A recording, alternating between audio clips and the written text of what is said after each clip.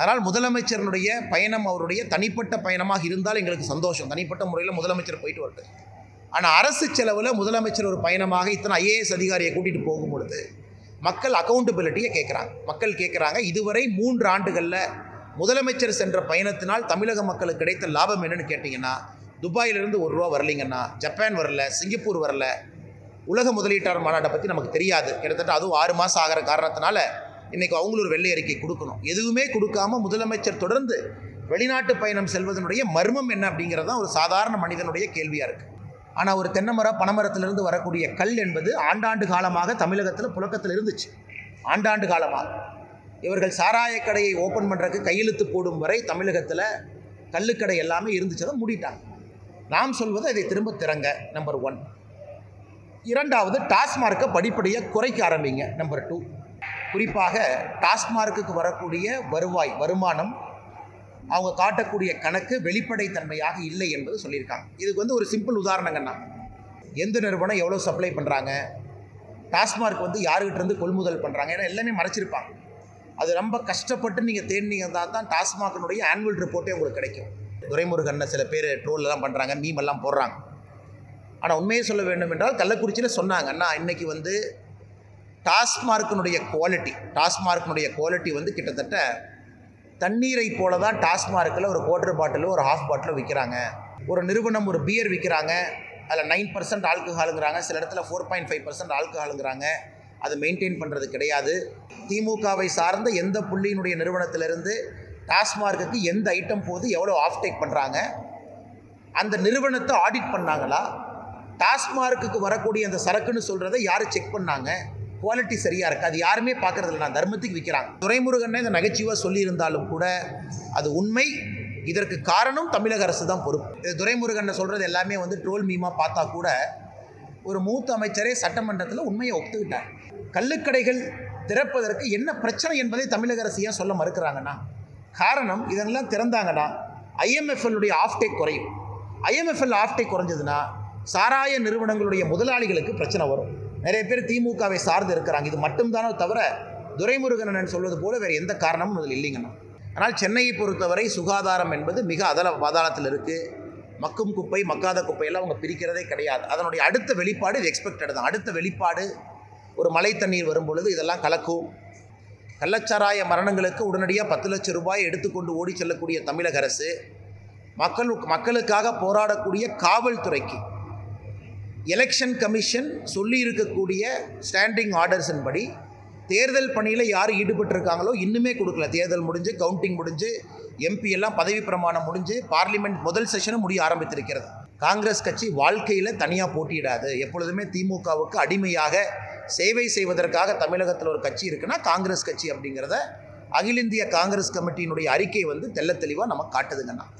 அவர் ஒரு பெரிய அறிக்கையை விடுறாரு, எனக்கு அரசியல் தெரியாது, நான் ஏதோ மலைக்கு முளைத்த காலான்னு ஏதோ சொல்கிறாங்க. இன்றைக்கி இதுதான் செல்லப்பெருந்தகையருடைய அறிவு. அவருடைய அறிவு இவ்வளோதாங்கண்ணா. இதுதான் அவருடைய அறிவு. இந்திய சரித்திரம் தெரியாது. தலைவர்கள் நன்றாக இருந்தால் ஏன் தமிழகம் கீழே போக ஆரம்பிச்சிருக்கும்?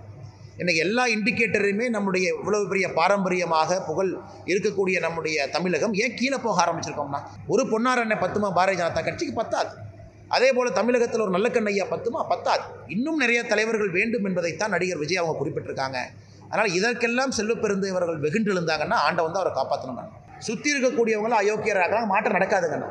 ஆனால் எங்களுடைய கருத்து, தமிழகத்தில் அரசியல் மாற்றத்திற்கு ஆயிரக்கணக்கான தலைவர்கள் வேண்டும் என்பது எங்களுடைய கருத்து. தமிழகம் முழுவதுமே நம்முடைய தலைவர்கள், பாரதிய ஜனதா கட்சி போட்டியிட்ட இடங்கள், நம்முடைய கூட்டணி கட்சிகள் போட்டியிட்ட இடங்கள், நம்முடைய தோழமை கட்சிகள் போட்டியிட்ட இடங்களில் நம்முடைய தலைவர்கள் கட்சியினுடைய செயலாக்கத்தை ஆராய்ந்து கொண்டிருக்கின்றார்கள் எல்லா இடத்திலும். அதே போல் கோயம்புத்தூர் பாராளுமன்ற தொகுதிக்கு நம்முடைய மூத்த தலைவர், முன்னாள் மாநில தலைவர், முன்னாள் அமைச்சர் ஐயா பொன் ராதாகிருஷ்ணன் அவர்கள் கோயம்புத்தூரில் நம்முடைய குறிப்பாக பாரதிய ஜனதா கட்சியினுடைய தலைவர்களை, இந்த பாராளுமன்றத்துடைய பொறுப்பாளர்களை சந்தித்து இன்று அவர்களிடம் ஒரு ரிவ்யூ மீட்டிங் எடுத்துக்கிட்டு இருக்கிறாங்க.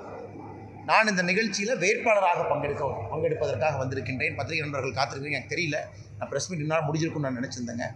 ஆனால் நான் இன்று வேட்பாளராக இந்த நிகழ்ச்சியில் பொன்னார் ஐயா அவர்கள் தலைமையில் நடக்கக்கூடிய இந்த நிகழ்வில் குறிப்பாக நம்முடைய தொண்டர்கள், தலைவர்கள் எல்லோரும் ஒரு காரணம் சொல்லுவாங்க. அதை ஆராய்வதற்காக வந்திருக்கக்கூடிய பொன்னார் அண்ணன் நிகழ்வில் நானும் பங்கெடுத்து கொண்டிருக்கின்றேன். கிட்டத்தட்ட மத்தியானத்துக்கு மேலே இந்த நிகழ்வு நடந்து கொண்டிருக்கிறது. 6 சட்டமன்ற தொகுதியிலிருந்து அனைத்து இடத்திலும் கூட நம்முடைய கிளை தலைவர்கள் ஆரம்பித்து நம்முடைய முக்கியமான பொறுப்பாளர்கள் யாருக்கெல்லாம் அழைப்பு கொடுத்துருக்கிறோமோ அவங்கெல்லாம் வந்திருக்கிறாங்க. தமிழ்நாடு முழுவதும் இது நடந்து கொண்டிருக்கிறது. நோக்கம் என்ன? அடுத்து வரக்கூடிய தேர்தலுக்கு நம்முடைய கட்சியை தயார்படுத்துவது. அதே நேரத்தில் இந்த முறை இந்த 2024 பாராளுமன்ற தேர்தலில் நாம் சந்தித்திருக்கக்கூடிய நல்ல நிகழ்வுகள், நல்ல வெற்றிகள் எல்லாத்தையும் தாக்குப்பிடித்து அதை அப்படியே வச்சு அதிலிருந்து அடுத்த தேர்தலுக்கு அதை பில்டு பண்ணிட்டு போகணும். அதே நேரத்தில் நம்ம எதிர்பார்க்காத இடத்துல நிறைய இடத்துல நம்ம தோல்விகளையும் சந்தித்திருக்கின்றோம். ஒரு ஆர்கனைசேஷன் அடிப்படையில் எதிர்பார்த்த வாக்குகள் சில இடத்துல வரல, இன்னும் அதிகமாக வந்திருக்கும் என்று நினைத்தும் வரல. அதையும் கூட ஆராய்ந்து ஏன் நடந்தது அப்படிங்கிறதையும் பார்க்குறோம். இரண்டும் கலவை தான் இந்த தேர்தலை பொறுத்த வரைக்கும். ஏன்னா அடுத்து நடக்கக்கூடிய உள்ளாட்சி தேர்தலாக இருக்கட்டும், 2026 சட்டமன்ற தேர்தலாக இருக்கட்டும், கட்சியை தயார்படுத்தி வைக்க வேண்டும். அதற்கு குறிப்பாக ஆர்கனைசேஷன் அடிப்படையில் இந்த ரிவ்யூ மீட்டிங் நடந்து கொண்டிருக்கிறது.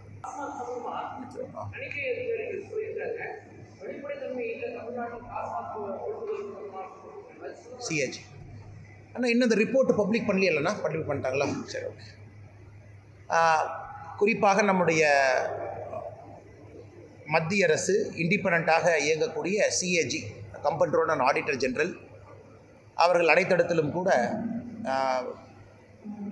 ஒரு ஸ்டேட் கவர்மெண்ட்டுக்கு கீழே இயங்கக்கூடிய நிறுவனத்தை கூட அவங்க ஆய்வு செய்து, குறிப்பாக ஃபினான்ஷியல் டிரான்ஸ்பரன்சி, இன்டெகிரிட்டி, அந்த நிறுவனம் எப்படி இயங்குது, அதனுடைய வெளிப்படைத்தன்மை எப்படி, அதில் அக்கௌண்டிங் சிஸ்டம் எவ்வளோ டிரான்ஸ்பரண்ட்டாக இருக்குது, அதில் கவர்மெண்ட் ஆஃப் இந்தியா ப்ரிஸ்கிரைப் பண்ணியிருக்கக்கூடிய அக்கௌண்டிங் ஸ்டாண்டர்ட்ஸ் இதெல்லாம் சரியாக இருக்கா அப்படிங்கிறது சிஏஜி நிறுவனம் எப்பொழுதுமே தணிக்கை செய்வாங்க. குறிப்பாக தமிழகத்தில் நம்முடைய டாஸ்மார்க் நிறுவனத்தை பொறுத்தவரை சிஏஜி அதே போன்ற தணிக்கை செய்து, நான் என்ன ரிப்போர்ட்டை படிக்கலிங்கன்னா நான் மேற்பார்வை மட்டும்தான் பார்த்தேன். அவங்க மேலோட்டமாக சொல்லியிருப்பது எனக்கு தெரிந்தவரை இந்த மாதிரி இதில் வந்து அக்கௌண்டிங் டிரான்ஸ்பரன்சி இல்லை என்று. குறிப்பாக டாஸ்மார்க்குக்கு வரக்கூடிய வருமானம், அவங்க காட்டக்கூடிய கணக்கு வெளிப்படைத்தன்மையாக இல்லை என்பது சொல்லியிருக்காங்க. இதுக்கு வந்து ஒரு சிம்பிள் உதாரணங்கன்னா, டாஸ்மார்க் நிறுவனத்தினுடைய ஆனுவல் ரிப்போர்ட் அது யாராச்சும் போய் எடுக்கணும்னு நினச்சிங்கன்னா ரொம்ப கஷ்டப்பட்டு தொலாவணும். எந்த நிறுவனம் எவ்வளோ சப்ளை பண்ணுறாங்க, டாஸ்மார்க் வந்து யாருக்கிட்டேருந்து கொள்முதல் பண்ணுறாங்க, ஏன்னா எல்லாமே மறைச்சிருப்பாங்க. அது ரொம்ப கஷ்டப்பட்டு நீங்கள் தேடினீங்கன்னா தான் டாஸ்மார்க்கினுடைய ஆனுவல் ரிப்போர்ட்டே உங்களுக்கு கிடைக்கும். காரணம், தமிழக அரசை பொறுத்தவரை, டாஸ்மார்க்கை பொறுத்தவரை அங்கே இருக்கக்கூடிய பல விஷயங்களை மறைக்க வேண்டும் என்பதற்காக உங்களை போன்ற என்னை போன்ற சாதாரண குடிமகன் ஒரு ஆனுவல் ரிப்போர்ட்டை எடுக்கிறதே எங்கள் கஷ்டம். அதனால் சிஏஜி இது போன்ற அறிக்கை கொடுத்துருப்பது ஆச்சரியம் இல்லை, அது எக்ஸ்பெக்டட் தான். இன்னும் அந்த அறிக்கையை தெளிவாக நாங்கள் பார்க்கவில்லை, பார்ப்பதற்கான வாய்ப்பு எனக்கு கிடைக்கல. நாளை அடுத்து நடக்கக்கூடிய ப்ரெஸ் மீட் அதை பற்றி டீட்டெயிலாக பேசுகிறோம்.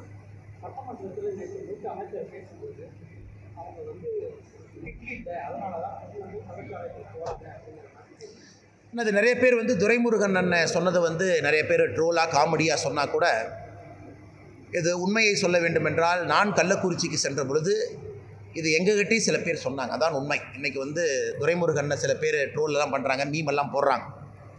ஆனால் உண்மையை சொல்ல வேண்டும் என்றால் கள்ளக்குறிச்சியில் சொன்னாங்க, அண்ணா இன்றைக்கி வந்து டாஸ்மார்க்கினுடைய குவாலிட்டி வந்து கிட்டத்தட்ட தண்ணீரை போல தான் டாஸ்மார்க்கில் ஒரு குவார்ட்டர் பாட்டிலோ ஒரு ஹாஃப் பாட்டிலோ விற்கிறாங்க. Over a point of time அதை டைல்யூட் பண்ணி அதுக்கு ஒரு ஆடிட்டிங் இல்லை, அக்கௌண்டிங் ஸ்டாண்டர்ட்ஸ் எதுவுமே இல்லை, யாரும் போய் செக் பண்ணுறதில்ல. ஒரு நிறுவனம் ஒரு பியர் விற்கிறாங்க, அதில் 9% ஆல்கஹாலுங்கிறாங்க, சில இடத்துல 4.5% ஆல்கஹாலுங்கிறாங்க, அதை மெயின்டைன் பண்ணுறது கிடையாது. அதே போல் Indian made foreign liquor IMFL அதுவும் கூட தரமாக அங்கே நடைமுறைப்படுத்துறது இல்லை. அதனால் இப்போ டாஸ்மார்க்கில் இருக்கக்கூடிய நிறைய பேர் வந்து அவர்களுக்கு போதை அதிகமாக வேண்டும் என்பதற்காகத்தான் கஞ்சாவை நோக்கி, அபினை நோக்கி, கள்ளச்சாராயத்தை நோக்கி நிறைய பேர் திரும்பி இருக்கிறாங்க அப்படிங்கிறத கள்ளக்குறிச்சியில் நிறைய பேர் சொன்னாங்க. இது சாதாரணமாக தமிழ்நாட்டில் நிறைய இடத்துல கேட்டால் கூட அந்த கருத்தை வந்து ஊர்ஜிதம் செய்வாங்க. காரணம், டாஸ்மார்க்கை பொறுத்த வரைக்கும் கிட்டத்தட்ட 60% மேலே ஆனுவல் ரிப்போர்ட் அவங்க டிஸ்க்ளோஸ் பண்ணாதனால இதை ஆதாரத்தின் அடிப்படையில் நம்ம தெளிவாக சொல்ல முடியாதுங்கன்னா, எந்த நிறுவனம் எவ்வளோ பியர் கொடுக்குறாங்க, எந்த நிறுவனம் எவ்வளோ IMFL கொடுக்குறாங்க, ஆதாரத்தின் அடிப்படையில் நம்மகிட்ட இல்லை, நம்ம யூகத்தின் அடிப்படையில் சொல்கிறோம். குறிப்பாக எந்த புள்ளி திமுகவை சார்ந்த எந்த புள்ளியினுடைய நிறுவனத்திலிருந்து டாஸ்மார்க்குக்கு எந்த ஐட்டம் போது எவ்வளோ ஆஃப்டேக் பண்ணுறாங்க, அந்த நிறுவனத்தை ஆடிட் பண்ணாங்களா, டாஸ்மார்க்குக்கு வரக்கூடிய அந்த சரக்குன்னு சொல்கிறத யார் செக் பண்ணாங்க, குவாலிட்டி சரியாக இருக்குது, அது யாருமே பார்க்குறதில்ல. நான் தர்மத்துக்கு விற்கிறாங்க. அதனால் ஒரு பக்கம் டாஸ்மார்க் வந்து மக்களை குடிக்க அடிமையாக்குது, இன்னொரு பக்கம் அடிமையானவங்க எனக்கு அந்த கிக்கு கிடைக்கல, எனக்கு அந்த எக்ஸ்பெக்டட் ஆல்கஹால் இன்டேக் அதில் இல்லை அப்படிங்கிறவங்க கஞ்சாவை நோக்கி போகிறாங்க. அதனால் துரைமுருகனே இந்த நகைச்சுவாக சொல்லியிருந்தாலும் கூட அது உண்மை.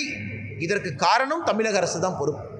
ஏன்னா டாஸ்மார்க் மூலமாக மதுவுக்கு அடிமை ஒரு பக்கம், மதுவில் வரக்கூடிய குவாலிட்டி கீழே போயிட்டுருக்கு அது ஒரு பக்கம், கள்ளச்சாராயத்தினுடைய புழக்கம் அதிகமாக இருக்குது அது ஒரு பக்கம். இது உண்மை, என்னை பொறுத்தவரை இது உண்மைதான். அண்ணா நான் துரைமுருகன் சொல்கிறது எல்லாமே ட்ரோல் மீமாக பார்த்தா கூட ஒரு மூத்த அமைச்சரே சட்டமன்றத்தில் உண்மையை ஒத்துக்கிட்டார், உண்மையை ஒப்புக்கொண்டிருக்கின்றார். சட்டமன்றத்தில் அவரே உண்மையை ஒத்துக்கிட்டு என்ன சொல்கிறாருன்னா, சிஸ்டமிக் ப்ராப்ளம், சிஸ்டத்தில் பிரச்சனை இருக்குது, நாம் அரசு தான் செய்ய வேண்டிய வேலையை செய்யவில்லை, அரசு வேலையை தவறாக செய்யுது அப்படிங்கிறது எல்லாம் நகைச்சுவையாக துரைமுருகன் அவர்கள் சொல்லியிருக்கிறாங்க. அதனால் இதை நகைச்சுவையாக கடந்து செல்லாமல் அரசு பார்க்கணும். உதாரணத்திற்கு ஒரு பக்கம் ஈஷாவை பொறுத்தவரை கோயம்புத்தூரில் அடிக்கடி என்ன சொல்லுவாங்க, யானை வழித்தடம் இருக்குது, இது இருக்குது அது இருக்குது. ஃபாரஸ்ட் மினிஸ்டர் சொல்கிறாங்க 3 வருஷம் ஆச்சு நாங்கள் இன்னும் கண்டுபிடிக்கல அப்படின்னு. அதே சட்டமன்றத்தில் துரைமுருகன் கேட்குறாங்க, அப்போ 3 வருஷம் ஆச்சு இன்னும் என்னப்பா பண்ணுறீங்க அப்படின்னு. அதனால் இவர்களை பொறுத்தவரை ஈஷா பகுதியில் யானை வழித்தடம் இருக்கா இல்லையா, ஈஷா கொடுத்த ஆர்டிஐயில் அவங்க பொறுத்த வரைக்கும் பத்திரிகை ப்ரெஸ் மீட் நடத்தி கிளியராக இருக்கும், எந்த விதமான ஃபாரஸ்ட் என்க்ரோச்மெண்ட்டு இல்லைன்னு அவங்க காட்டுறாங்க. ஆனால் ஈஷாவை ஏதாச்சும் பிரச்சனையில் வைக்கணும் அப்படிங்கிறக்காக திமுக அரசு வம்பெழுத்துக்கிட்டு இருக்காங்க. இது சட்டப்பேரவையில் கம்யூனிஸ்ட் கட்சி ஒரு கேள்வியாக கேட்கும் பொழுது எங்ககிட்ட எவிடன்ஸ் இல்லைங்கிறாங்க. உடனே துரைமுருகன் கேட்குறாங்க 3 வருஷமாக என்ன பண்ணுறீங்க ஃபாரஸ்ட் மினிஸ்டர் அப்படின்னு. அதனால் இப்போ வர சட்டமன்றத்தை நம்ம பார்க்க ஆரம்பிக்கிறோம் அப்படின்னாவே, குறிப்பாக திமுக அரசுக்குள்ள அமைச்சரவைக்குள் இருக்கக்கூடிய பிரச்சனையெல்லாம் இன்றைக்கி சட்டமன்றத்தில் வெளிப்படையாக தெரிவதாகத்தான் நாங்கள் பார்க்கின்றோம்.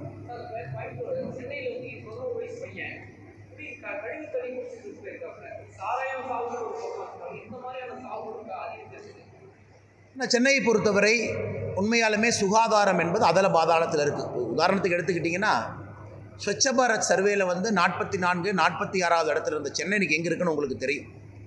100வது பொசிஷன்லாம் தாண்டி 200வது பொசிஷன் நோக்கி போயிட்டுருக்கும். ஆனால் சென்னையை பொறுத்தவரை சுகாதாரம் என்பது மிக அதல பாதாளத்தில் இருக்குது. மக்கும் குப்பை மக்காத குப்பையெல்லாம் அவங்க பிரிக்கிறதே கிடையாது. அதனுடைய அடுத்த வெளிப்பாடு இது எக்ஸ்பெக்டட் தான். அடுத்த வெளிப்பாடு ஒரு மழை தண்ணீர் வரும் பொழுது இதெல்லாம் கலக்கும், மக்கும் குப்பை இதெல்லாம் கலந்து தண்ணி குடிநீர் பைப்போட கலக்க ஆரம்பிக்கும், அதை மக்கள் குடிக்க ஆரம்பிப்பார்.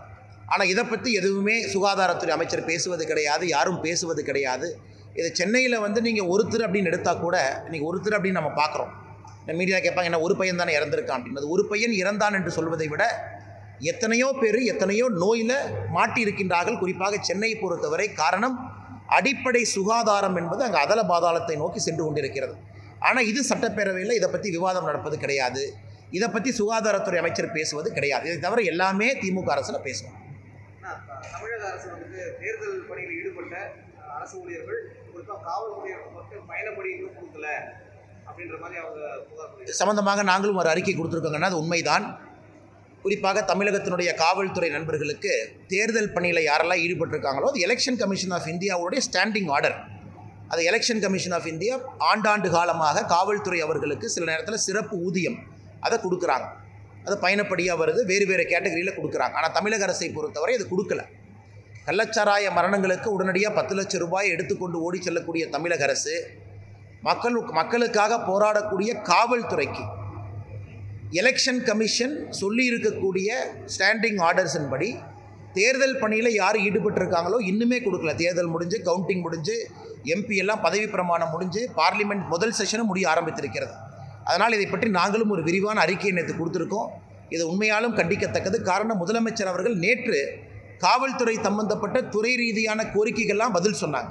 இதை பற்றி முதலமைச்சர் அவர்கள் பதில் சொல்லுவாங்க, உடனடியாக அதுக்கு சம்மந்தப்பட்ட நடவடிக்கை எடுப்பாங்கன்னு பார்த்தோம். அதற்கு முதலமைச்சர் பதில் சொல்லலை.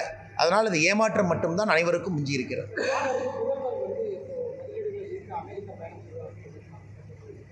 ஆனால் ஒரு முதலமைச்சர் வெளிநாடுகளுக்கு செல்வது எந்த விதத்திலும் தவறு கிடையாதுங்க. நான் முதலமைச்சர் வெளிநாடு போகணும், மக்களை பார்க்கணும், குறிப்பாக முதலீடுகளை கொண்டு வரணும். ஆனால் தமிழகத்தில் மட்டும்தான் ஒரு முதலமைச்சர் அவர்கள் வெளிநாட்டு பயணம் போனதை பற்றி ஒரு வெள்ளை அறிக்கை கொடுக்காம தொடர்ந்து வெளிநாட்டு பயணம் போகிறாங்க.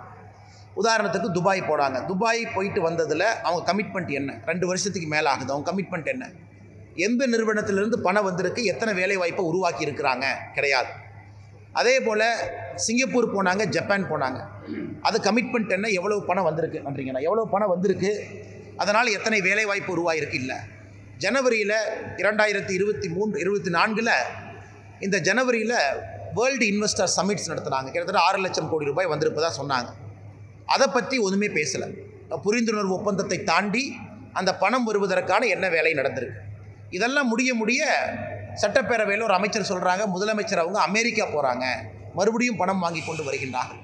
அதனால் முதலமைச்சருடைய பயணம் அவருடைய தனிப்பட்ட பயணமாக இருந்தால் எங்களுக்கு சந்தோஷம். தனிப்பட்ட முறையில் முதலமைச்சர் போயிட்டு வரட்டு. ஆனால் அரசு செலவில் முதலமைச்சர் ஒரு பயணமாக இத்தனை ஐஏஎஸ் அதிகாரியை கூட்டிகிட்டு போகும்பொழுது மக்கள் அக்கௌண்டபிலிட்டியை கேட்குறாங்க. மக்கள் கேட்குறாங்க, இதுவரை 3 ஆண்டுகளில் முதலமைச்சர் சென்ற பயணத்தினால் தமிழக மக்களுக்கு கிடைத்த லாபம் என்னன்னு கேட்டிங்கன்னா, துபாயிலிருந்து ₹1 வரலைங்கண்ணா, ஜப்பான் வரல, சிங்கப்பூர் வரல, உலக முதலீட்டாளர் மாநாட்டை பற்றி நமக்கு தெரியாது. கிட்டத்தட்ட அதுவும் 6 மாதம் ஆகிற காரணத்தினால இன்றைக்கி அவங்களும் ஒரு வெள்ளை அறிக்கை கொடுக்கணும். எதுவுமே கொடுக்காம முதலமைச்சர் தொடர்ந்து வெளிநாட்டு பயணம் செல்வதனுடைய மர்மம் என்ன அப்படிங்கிறது தான் ஒரு சாதாரண மனிதனுடைய கேள்வியாக இருக்குது.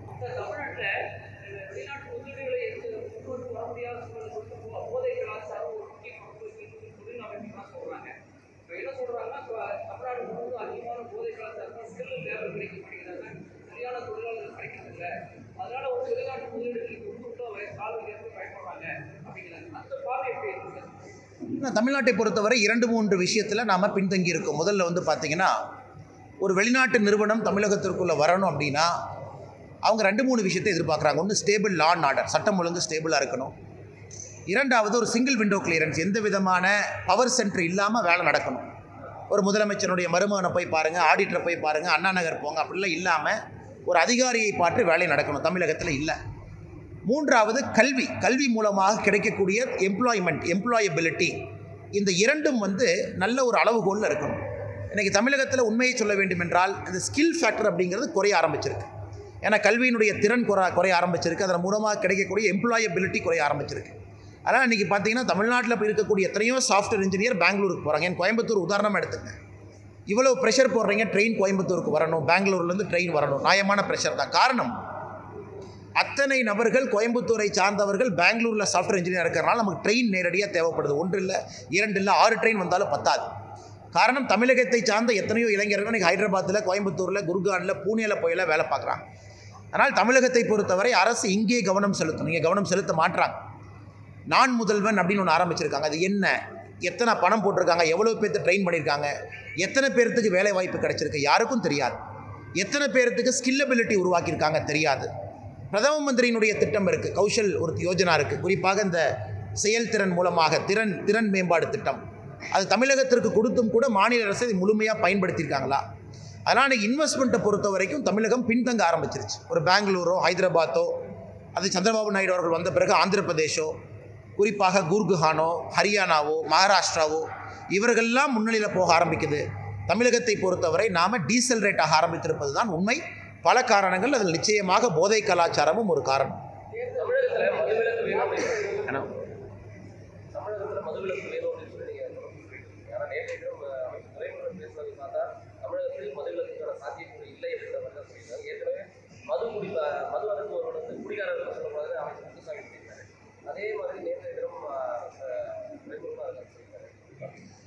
ஆனால் நாம் முதல்ல இருந்து சொல்வதுங்கன்னா, தமிழகத்தில் ஓகே, இந்த மது அப்படிங்கிற கிளாசிஃபிகேஷன் எங்களை பொறுத்தவரை Indian made foreign liquor, IMFL, இந்த கெமிக்கல் காம்பவுண்டில் தயாரிக்கக்கூடிய அந்த மது, அதைத்தான் நம்ம மதுன்னு சொல்கிறோம். ஆனால் ஒரு தென்னை பனைமரத்திலிருந்து வரக்கூடிய கல் என்பது ஆண்டாண்டு காலமாக தமிழகத்தில் புழக்கத்தில் இருந்துச்சு. ஆண்டாண்டு காலமாக இவர்கள் சாராய கடையை ஓப்பன் பண்ணுறதுக்கு கையெழுத்து போடும் வரை தமிழகத்தில் கல்லுக்கடை எல்லாமே இருந்துச்சு, அதை மூடிட்டாங்க. நாம் சொல்வது இதை திரும்ப திறங்க, நம்பர் 1. 2வது, டாஸ்மார்க்கை படிப்படியாக குறைக்க ஆரம்பிங்க. நம்பர் 2, டாஸ்மார்க் இவ்வளோ வேண்டாம், குறைக்க ஆரம்பிங்க. 3வது, அரசே முன்னாடி இருந்து ஒரு வியாபாரியை போல் சாராயத்தை விற்க வேண்டாம். இந்த 3 நம்ம சொல்கிறோங்கண்ணா. அதனால் தமிழகத்தில் வந்து மது விலக்கு அப்படிங்கிறது ஏற்கனவே நாமளும் சொல்லியிருக்கின்றோம். அது சாத்தியமில்லாதது. காரணம், 100% ஆல்கஹால் ஃப்ரீ ஸ்டேட் கொண்டு வர முடியாதுங்கண்ணா. நாம் சொல்வது 100% கள்ளுக்கடைகளை திறங்க, பணங்களில் தென்னங்களில் கொண்டு வாங்க. குறிப்பாக இந்த லிக்கர் IMFL அப்படிங்கிறத ரெகுலேட் பண்ணுங்கள். ஒரு பாரில் ரெகுலேட் பண்ணுங்கள். அரசு விற்காதீங்க, தனியார் கையில் கொடுங்க. பெரிய பெரிய 5 ஸ்டார் 3 ஸ்டார் ஹோட்டல்ஸில் ரெகுலேட் பண்ணுங்கள். ரெகுலேட் பண்ணி அதை கொண்டு வாங்க. டாஸ்மார்க் என்கின்ற போர்வையில் தெருவில் ஓப்பன் பண்ணி அதை வந்து அரசு எடுத்து நடத்தாதீங்க அப்படிங்கிறத நம்ம சொல்கிறோம். இப்போ குஜராத் 100% மது இல்லாத மாநிலம் இல்லைங்கண்ணா. அங்கே பெர்மிட் கொடுக்குறாங்க. அந்த பெர்மிட் யாருக்கிட்ட இருக்கோ அவங்களுக்கு மது அலோட் இருக்குது. அதே போல் கேரளாவில் ஒரு மாடல் கொண்டு வந்தாங்க, எந்த ஹோட்டலில் எப்படி கொடுக்கணும் அங்கேயும் சிஸ்டத்தை கொண்டு வந்தாங்க. ஆனால் அங்கே எதுவுமே இல்லாமல் நாங்கள் சொல்வது பிளாங்கெட்டாக பண்ணாதீங்கன்னு சொல்லவே இல்லைங்கண்ணா. பிளாங்கெட்டாக 100% நாளை காலையில் மூடுங்க, முடியாது. கள்ளுக்கடைகள் திறப்பதற்கு என்ன பிரச்சனை என்பதை தமிழக அரசு ஏன் சொல்ல மறுக்கிறாங்கன்னா, காரணம் இதெல்லாம் திறந்தாங்கன்னா IMFL ஆஃப்டேக் குறையும். IMFL ஆஃப்டேக் குறைஞ்சதுன்னா சாராய நிறுவனங்களுடைய முதலாளிகளுக்கு பிரச்சனை வரும். நிறைய பேர் திமுகவை சார்ந்து இருக்கிறாங்க. இது மட்டும்தானே தவிர துரைமுருகன் சொல்வது போல வேறு எந்த காரணமும் அதில் இல்லைங்கண்ணா.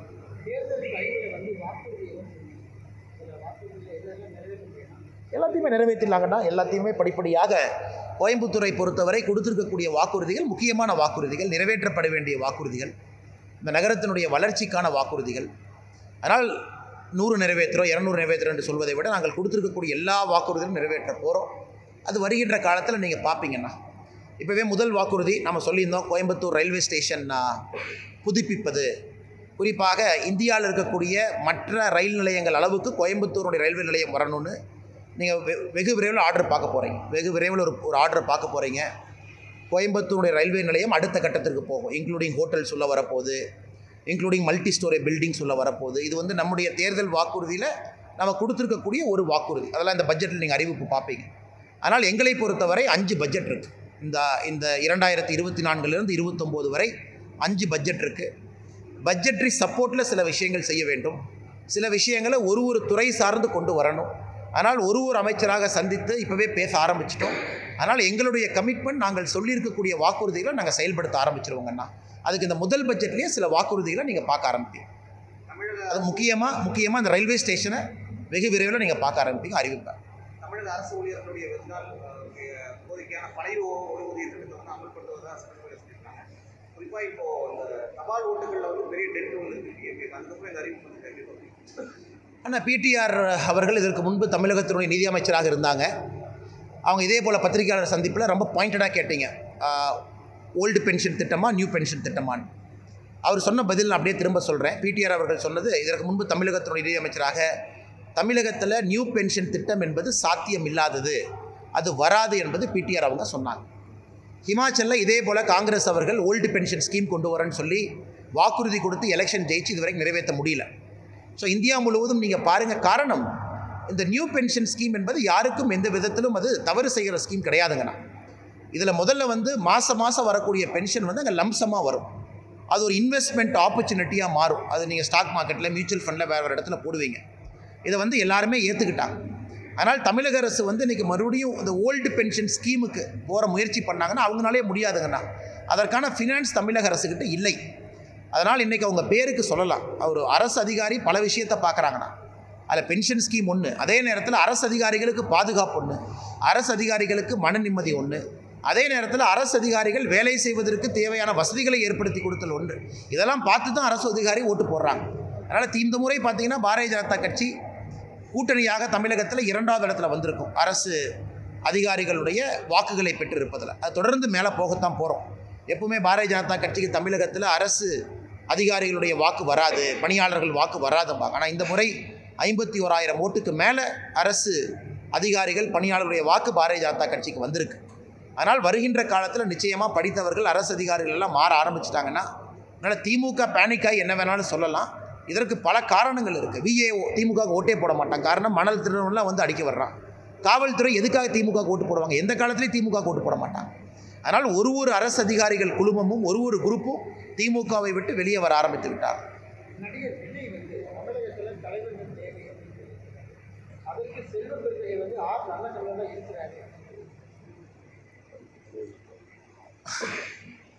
ஆனால் இன்றைக்கி செல்வ பெருந்தகையோட நிலைமை எப்படி ஆகிப்போச்சுன்னா, காங்கிரஸ் தனியாக நிற்கும்னு சொன்னாங்கன்னா அவங்க கட்சியிலேயே அவரை மோசமாக திட்டுறாங்க. ஆல் இந்தியா காங்கிரஸ் கமிட்டி அன்றைக்கி நைட்டே அறிக்கை விடுறாங்க, காங்கிரஸ் கட்சி வாழ்க்கையில் தனியாக போட்டியிடாது, எப்பொழுதுமே திமுகவுக்கு அடிமையாக சேவை செய்வதற்காக தமிழகத்தில் ஒரு கட்சி இருக்குன்னா காங்கிரஸ் கட்சி அப்படிங்கிறத அகில இந்திய காங்கிரஸ் கமிட்டியினுடைய அறிக்கை தெள்ள தெளிவாக நமக்கு காட்டுதுங்கண்ணா. இது ஒரு பக்கம். இன்னொரு பக்கம் செல்வ பெருந்தை அவர்கள் இன்றைக்கி திமுக பேசுகிறதெல்லாம் அவர் பேசுகிறார். இத்தனைக்கும் நான் ஒரு இடத்துல சொல்லியிருந்தேங்கண்ணா, இந்திரா காந்தி அம்மையார் அவர்கள் எமர்ஜென்சி முடிந்த பிறகு இந்தியாவை விட்டு செல்வதற்காக ஒரு தனியார் விமானத்தை தயார் பண்ணி வச்சாங்க. பாம்பேக்கு ராஜீவ்காந்தி அவங்களை அனுப்பிச்சு அதற்காக பேச்சுவார்த்தை ஆரம்பித்தாங்க. காரணம், எமர்ஜென்சி தோல்விக்கு பிறகு நாட்டு மக்களுடைய மனநிலை எப்படி இருக்கும் என்பது அம்மையார் இந்திரா காந்தி அவர்களுக்கு தெரியவில்லை. இது தெரிந்த பிறகு மூத்த தலைவர்கள் மொரார்ஜி தேசாய் அவர்கள், ஜெயபிரகாஷ் நாராயணன் அவர்கள் இந்திரா காந்தி அம்மையாரை தனியாக சந்தித்து அதெல்லாம் எதுவும் நடக்காதுன்னு உறுதி சொன்ன பிறகு இந்தியாவில் அவங்க தங்கினாங்க. இது உண்மை.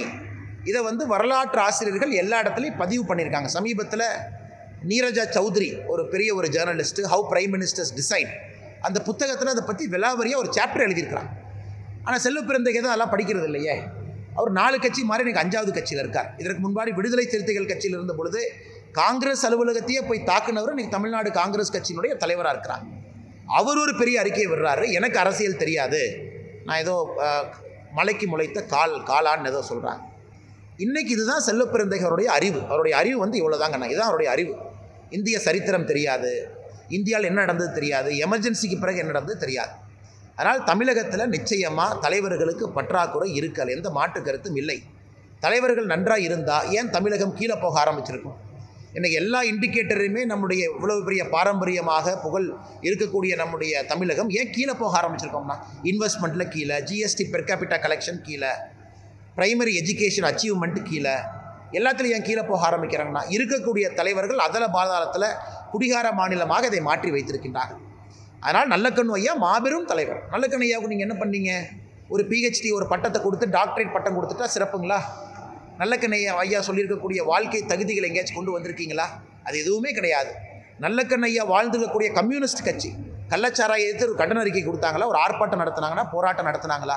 கிடையாது. அதே போல் எங்கள் கட்சியிலும் நீங்கள் கம்யூனிஸ்ட் நல்லக்கண்ணு ஐயா இருக்கிறீங்கன்னு சொன்னீங்கன்னா, அதே போல் எங்கள் கட்சியிலும் வாழும் காமராஜராக ஐயா பொன்னார் அவர்கள் இருக்கிறாங்க. எங்கள் கட்சியில் இருக்கிறாங்க. வாழும் காமர் திருமணம் செய்து கொள்ளவில்லை, குடும்பம் கிடையாது, சொத்து கிடையாது. குடும்பத்தினுடைய சொத்தெல்லாம் நீங்கள் கன்னியாகுமரி போய் பார்த்தீங்கன்னா நண்பர்களுக்கு தெரியும். குடும்பத்தினுடைய சொத்தை எல்லாம் பிரித்து வேறவங்களுக்கு கொடுத்துருக்காங்க. தனியாக இவருடைய வீட்டில் இல்லாமல் இன்னொருடைய வீட்டில் வசிக்கிறாங்க. இதற்கு முன்பு பல்லாண்டு காலம் பாரதிய ஜனதா கட்சியினுடைய அலுவலகத்தில் தொண்டர்களுடைய இல்லத்தில் உணவருந்தி தான் கட்சியினுடைய தலைவராக இருக்காங்க. ஆனால் தலைவர்கள் இருக்கிறாங்கண்ணா, எல்லா இடத்துலையும் இருக்கிறாங்க. ஆனால் தலைவர்கள் குறைவாக இருக்கின்றார்கள் என்பதுதான் பொருள். ஒரு பொன்னார் அண்ணன் பத்துமா பாரதிய ஜனதா கட்சிக்கு பத்தாது. அதே போல் தமிழகத்தில் ஒரு நல்லக்கண்ணு ஐயா பத்துமா பத்தாது. இன்னும் நிறைய தலைவர்கள் வேண்டும் என்பதைத்தான் நடிகர் விஜய் அவங்க குறிப்பிட்டிருக்காங்க. அதனால் இதற்கெல்லாம் செல்வ பெருந்தவர்கள் வெகுண்டு எழுந்தாங்கன்னா ஆண்டவன் அவரை காப்பாற்றணும். ஆமாங்கண்ணே, அந்த கான்ட்ராக்டை முடிவு பண்ணது யாருன்னா, எந்த டிபார்ட்மெண்ட் முடிவு பண்ணுச்சுன்னா உதயநிதி ஸ்டாலின். கான்ட்ராக்டு 600 கோடி ரூபாய். 600 கோடி ரூபாய். இந்த சவுக்கு சங்கர்னு ஒருத்தர் கைதானார்ல, அவர் போட்ட கடைசி ட்வீட்டு தான். அவர் போட்ட கடைசி ட்வீட்டு கைதாகிறதுக்கு முன்னாடி பாருங்கள், அதை பற்றி ஒரு ட்வீட்டை போட்டிருப்பார். 600 கோடி ரூபாய் கான்ட்ராக்ட். எந்த நிறுவனம் கொடுத்துச்சு? டிசைட் பண்ணது யார்? ஒரு சைக்கிளுக்கு டியூப் இல்லை, ஒரு சைக்கிளுக்கு டயர் இல்லை, ஒரு சைக்கிளுக்கு சீட்டு கிடையாது, ஒரு சைக்கிளுக்கு மட்கார்டு இல்லை. இதை கொண்டு குழந்தைங்களுக்கு கொடுக்குறாங்க. ஒரு குழந்தையும் 400லிருந்து 600 ரூபாய் செலவு செஞ்சு தான் அந்த சைக்கிளை பயன்படுத்த முடியும். அதனால் இதை பற்றிலாம் யாரும் பேசவே மாட்டாங்கண்ணா. ரொம்ப மோசமான தரமில்லாத சைக்கிளை கொடுத்துருக்குறாங்க. அது உண்மைதான். இதை மாநில அரசு நடவடிக்கை எடுக்கணும். இந்த கான்ட்ராக்டு டைரெக்டாக உதயநிதி ஸ்டாலின் அவர்கள் பரிந்துரை பேரில் தான் நடந்திருக்கு. இதை திமுக அரசு முதலமைச்சர் அவர்கள் நடவடிக்கை எடுத்து எந்த நிறுவனம் சப்ளை பண்ணாங்களோ அவங்கள பிளாக் லிஸ்ட் பண்ணணும். நேற்று இவ்வளோ பேசியிருக்கோம் சட்டமன்றத்தில். நேற்று ஒரு சென்னையில் ஒரு லிஃப்ட்டில் வேலை செய்யாமல் ஒருத்தர் இறந்து போனார். அதில் இந்த கட்டினது யார்? இதற்கு முன்னாடி நாங்கள் பிளாக் லிஸ்ட் பண்ணுறோன்னு சொன்ன ஒரு தனியார் நிறுவனம் கட்டின பில்டிங் அது. அதனால் அவங்க பிளாக் லிஸ்ட்டும் பண்ண மாட்டாங்க, நடவடிக்கை எடுக்க மாட்டாங்க. இது போன்ற செயல்கள் தொடர்ந்து நடந்து கொண்டே இருக்கிறது.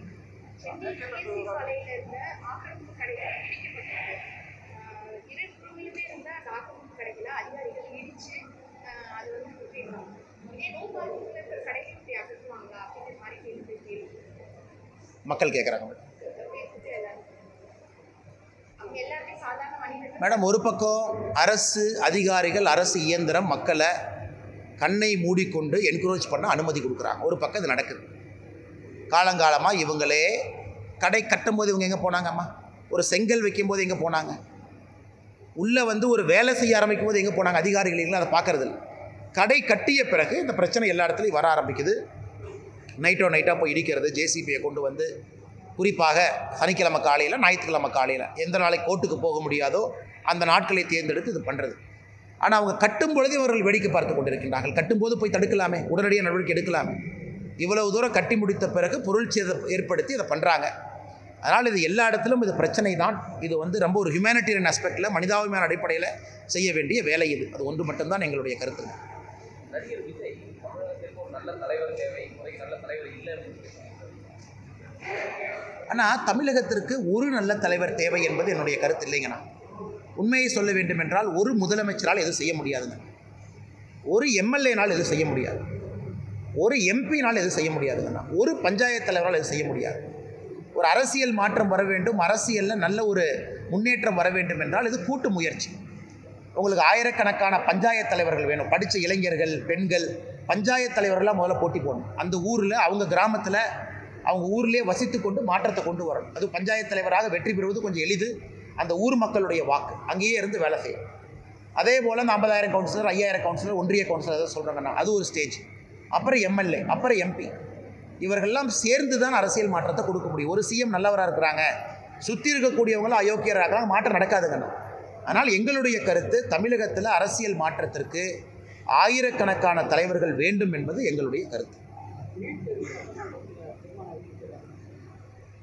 ஆனால் நீட் தேர்வை பொறுத்தவரை அது 2 விஷயமாக பார்ப்பங்கண்ணா. ஒன்று, நேஷ்னல் டெஸ்டிங் ஏஜென்சி NTA அவர்கள் நடத்தியிருக்கக்கூடிய தேர்வு சரியாக நடத்தியிருக்காங்களா? இந்த வருஷம் சரியாக நடத்தலை. தவறு நடந்திருக்கா? ஆமாம், தவறு நடந்திருக்கு. மத்திய அரசு நடவடிக்கை எடுக்க போகிறாங்களா? கடுமையான நடவடிக்கை எடுக்க போகிறாங்க, எந்த மாற்று கருத்தும் இல்லை.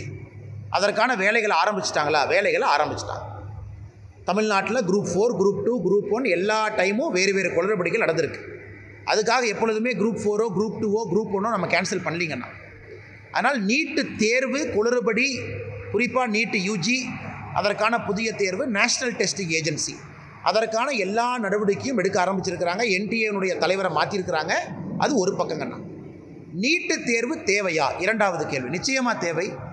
காரணம், தமிழகத்தில் இந்த ஆண்டு ஒரு சிறப்பு ஆண்டு நமக்கு. காரணம், 59% மேலே நீட்டு பாஸ் மார்க். லாஸ்ட் 6 ஆண்டுகளில் இதுதான் best performance. All India ranking, போன ஆண்டு ஆல் இந்தியா ரேங்கிங். அதிக மாணவர்கள் அரசு மருத்துவக் கல்லூரிக்குள்ளே செல்வதற்கான வாய்ப்பு. கவுன்சிலிங் முடியலிங்கன்னா கவுன்சிலிங் வந்தால் தெரியும். இந்த ஆண்டும் அதிக மாணவ செல்வங்கள் அரசு மருத்துவக் கல்லூரிக்கு போக போகிறாங்க. அதனால் நீட்டை பொறுத்தவரை தமிழக அரசு வேண்டாம்னா தீர்மானம் போடுறவங்க ஒரு வெள்ளை அறிக்கை ஏன் கொடுக்க மாட்டாங்க? ஒரு வெள்ளை அறிக்கை சட்டமன்றத்தில் ஒரு புக்காக போட்டு, நீட்டு வர்றதுக்கு முன்னாடி அரசு பள்ளியிலிருந்து எத்தனை பேர் அரசு மருத்துவக் கல்லூரிக்கு போனாங்க, நீட்டு வர்றதுக்கு முன்னாடி முதல் தலைமுறை பட்டதாரிகள் எத்தனை பேர் போனாங்க, நீட்டு வந்த பிறகு எத்தனை பேர் போயிருக்காங்க, ஒரு வெள்ளை அறிக்கை கொடுப்பதற்கு என்னென்ன பிரச்சனை? ஒரே ஒரு பக்கத்தில் நீட்டு வேண்டாம் அப்படின்னு எழுதி திரும்ப திரும்ப அதையே பண்ணுறாங்க. இது 3வது முறையோ 4வது முறையோ திரும்ப திரும்ப சட்டமன்றத்தில் அதே தீர்மானம். நாங்கள் கேட்பது, ஒரு வெள்ளை அறிக்கையை கொடுப்பதற்கு என்ன பிரச்சனை? ஆட்சிக்கு 3 ஆண்டுகள் முடிந்திருக்கிறது.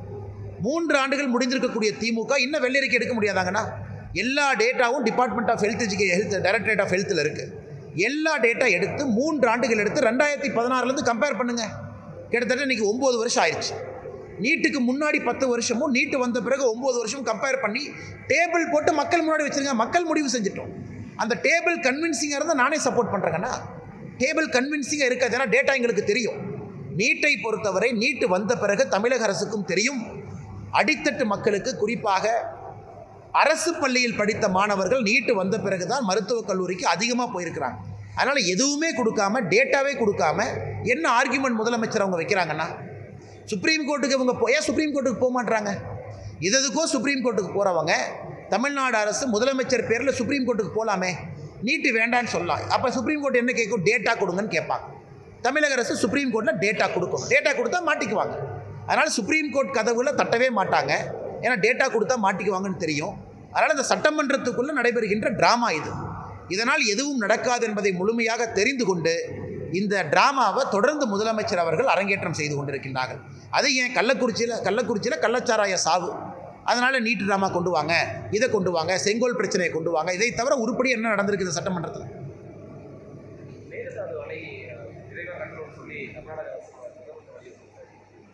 ஆனால் மேகதாத்து அணை எந்த காலத்திலும் கூட அது கட்டப்பட போவது கிடையாதுங்கண்ணா. இது நிதர்சனமான உண்மை. உங்களுக்கும் தெரியும், எனக்கும் தெரியும். காரணம், மத்திய அரசு தன்னுடைய முடிவிலிருந்து எந்த மாறுதலும் மத்திய அரசு எடுக்கலை. 2024 நம்முடைய 2வது டேர்மில் நம்முடைய மத்திய அரசு, நம்முடைய அமைச்சர், வாட்டர் ரிசோர்சஸ் மினிஸ்டர் பார்லிமெண்ட்டில் சொன்ன அதே பதில் தான் இன்றைக்கும். குறிப்பாக காவேரி நதியினுடைய லோவர் ரைப்பேரியன் ஸ்டேட் தமிழகமோ புதுச்சேரியோ கேரளாவோ இந்த 3 மாநிலத்தினுடைய அனுமதி இல்லாமல் மேகதாதுவில் அணை கட்ட முடியாது என்பது மத்திய அரசு மிக தெளிவாக சொல்லிட்டாங்க. நம்பர் 1. இன்றைக்கி கர்நாடகாவை சார்ந்த ஒரு அமைச்சர் இணையமைச்சராக இருக்கிறாங்க. ஒரு அமைச்சர் சோமண்ணா அவர்கள் இணையமைச்சராக இருக்கிறாங்க. அவங்க கர்நாடகாவில் பத்திரிகையாளர் கேட்குறாங்க, மேகதாது அணை கட்டுவீங்களான்னு. அவர் என்ன சொல்கிறார், இல்லை எல்லா மாநிலங்களும் பேச்சுவார்த்தை நடத்தி அதன் பிறகு முடிவு செய்யலாம். ஏன்னா அந்த அமைச்சருக்கும் தெரியும், தமிழகம், புதுச்சேரி, கேரளா 3 மாநிலம் அனுமதி கொடுக்காம மேகதாதுவில் அணை கட்ட முடியாது என்பது கர்நாடகாவை சார்ந்த இணையமைச்சர் சோமண்ணா அவர்களுக்கும் தெரியும். அங்கேயே பிரச்சனை முடிஞ்சு போச்சு. ஒருவேளை பேச்சுவார்த்தை கூப்பிட்றாங்க, பேச்சுவார்த்தைக்கு தமிழக அரசு போய் எங்களுக்கு உடன்பாடு இல்லை, மேகதாது அணை கட்டுவதற்கு எங்களுக்கு உடன்பாடு இல்லைன்னு சொன்னால் அங்கேயே பேச்சுவார்த்தை அங்கேயே முடிஞ்சு போச்சு. அதனால் நிச்சயமாக மேகதாதுவில் தமிழக அரசினுடைய அனுமதி இல்லாமல் யாரும் அணை கட்ட முடியாது. இட்ஸ் அ லா. இது ஒரு பேப்பரில் எழுதியிருக்கக்கூடிய சட்டம். இதை யாருனாலையும் மாற்ற முடியாதுங்கண்ணா. இப்படி தான் இன்டர்ஸ்டேட் ரிவர் டிஸ்பியூட் இப்படி தான் சால்வ் பண்ணுறாங்க. அதனால் இதை தொடர்ந்து இவங்க அரசியலாக்குறாங்க. ஆனால் இங்கே இருக்கக்கூடிய காங்கிரஸ் கட்சி பார்த்தீங்கன்னா வாயே திறக்க மாட்டாங்க. சித்தராமையா அவர்களும் அங்கே இருக்கக்கூடிய டிகே சிவகுமாரும் உறுதியாக, இப்போ நான் சொல்கிறேங்க, நான் பாரதிய ஜனதா கட்சி தொண்டனாக நான் இங்கிருந்து சொல்கிறேன், கட்ட முடியாது. காங்கிரஸ் கட்சியை சொல்லுங்கள்.